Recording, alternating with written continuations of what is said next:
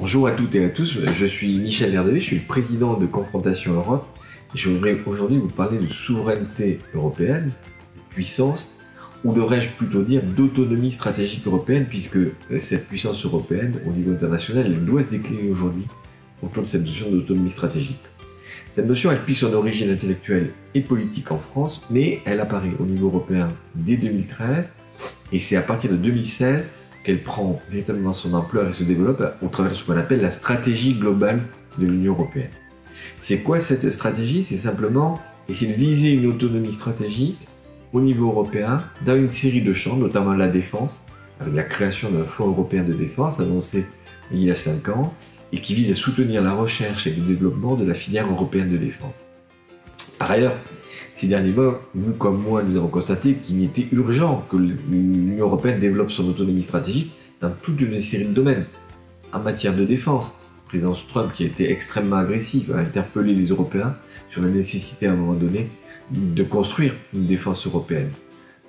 Dans toute une série d'autres domaines, si on regarde un secteur que je connais particulièrement qui est l'énergie, on voit bien que les crises multiples depuis le 2009 de livraison de gaz russe à l'Europe interpellent sur la nécessité à la fois de sortir des énergies carbonées et en même temps de construire une Europe qui ne dépende pas de l'approvisionnement en pétrole, gaz et charbon de pays extérieurs. Et enfin, la pandémie du Covid-19, beaucoup d'observateurs ont noté qu'il nous manquait des matériels médicaux, qu'il nous manquait des masques, qu'il nous manquait des médicaments essentiels sur le continent européen. Donc, construire une Europe de la santé, ça passera bien entendu par le fait de disposer d'autonomie stratégique à la matière et d'un socle minimum de production industrielle. Je crois que ce que révèle cette notion, c'est aussi que l'opinion publique, elle a pris en compte cette idée de dépendance par rapport à certains pays tiers, et elle, par rapport à cette notion d'autonomie stratégique, elle est loin de ce qu'on entend parfois en France. Elle n'est pas du tout vindicative ou contraire à l'idée qu'il y a des sujets stratégiques d'indépendance et d'autonomie qui se jouent au niveau européen. Une enquête récente réalisée par la Fondation Jean Jaurès et la Fondation Friedrich Ebert démontre par exemple que près de 3/4 des Européens pensent que le renforcement de la souveraineté européenne est nécessaire.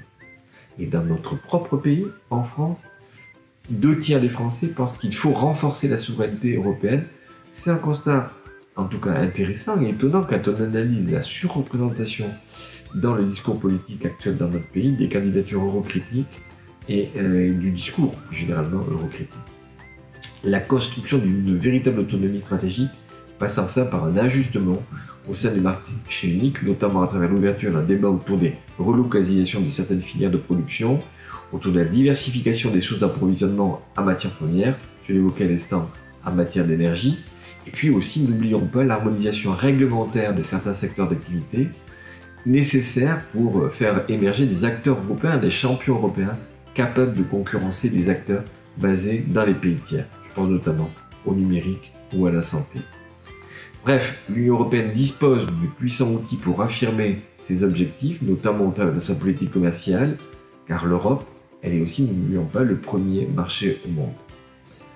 Et enfin, dernier élément, l'émergence d'une autonomie stratégique, elle se joue tout autant au sein de l'Europe qu'à nos frontières, notamment à travers, à l'Europe, la naissance et le développement d'un sentiment d'appartenance, d'identité européenne, non pas dans le but d'uniformiser les cultures nationales, ça c'est la caricature, mais pour permettre à chaque citoyen de s'approprier le projet européen.